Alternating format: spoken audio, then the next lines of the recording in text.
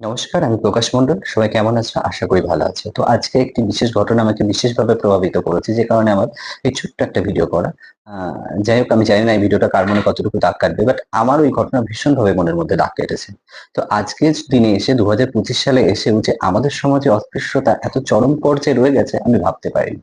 তো আজকে আমি বনগাঁতে ছিলাম। আমার মা তারা ফার্নিচার রামনগর রোডের মুখে যে দোকানটা আছে, ওর ঠিক সামনে একটা বড় শিশু গাছ আছে। সেই শিশু গাছের সামনে নিচেতে একজন বয়স্ক ভদ্রলোক, যিনি কিনা বসেন, বিভিন্ন ধরনের ব্যাগ সেলাই করা, জুতো সেলাই করা ইত্যাদি কাজগুলো করেন। তো আমরা প্রত্যেকেই আমাদের প্রয়োজনীয় কাজগুলো তার কাছ থেকে কুড়িয়ে নিই। বাট আজকে একটা ঘটনা আমাকে বিশেষভাবে প্রভাবিত করলো, যে একজন আধা বয়স্ক ভদ্রলোক তার কাছ থেকে ব্যাগ সেলাই করিয়ে নিলেন, কিন্তু তাকে টাকা দেওয়ার সময় তাকে স্পর্শ করবে না বলে দূর থেকে এইভাবে ছুড়ে দিলেন।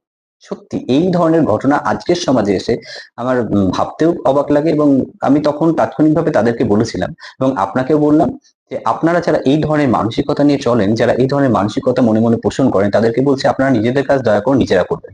আর আপনাদের যদি এদেরকে দিয়ে কাজ করাতে হয়, তাহলে প্লিজ দয়া করে এদের পারিশ্রমিক দেওয়ার সময় এদেরকে সম্মানের সাথে পারিশ্রমিক দেবেন, কারণ এরা পরিশ্রম করেই তবে পারিশ্রমিকটুকু নেয়। সো আপনাদের কাছে রিকোয়েস্ট থাকলো, দয়া করে এভাবে কাউকে অসম্মান করবেন না। ধন্যবাদ।